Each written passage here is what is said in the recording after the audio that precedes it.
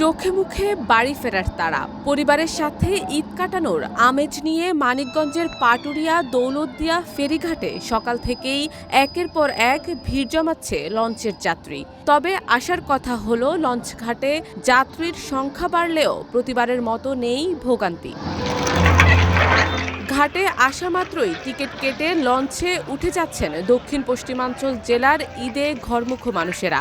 রাজধানী সহ আশেপাশের এলাকা থেকে বাসে করে পাটুরিয়া এসে নামছেন যাত্রীরা। আগের মতো সড়ক পথে ভোগান্তি না থাকায় কম সময়ই ঘাটে আসছেন তারা। এরপর লঞ্চের টিকিট কেটেই উঠে পড়ছেন লঞ্চে।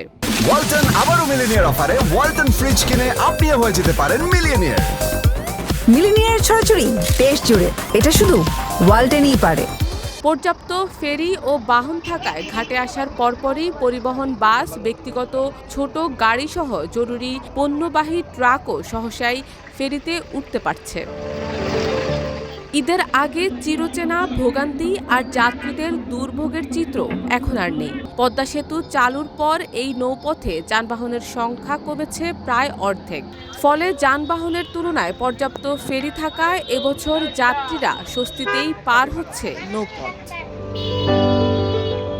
শারমিন নিশু, ঢাকা পোস্ট।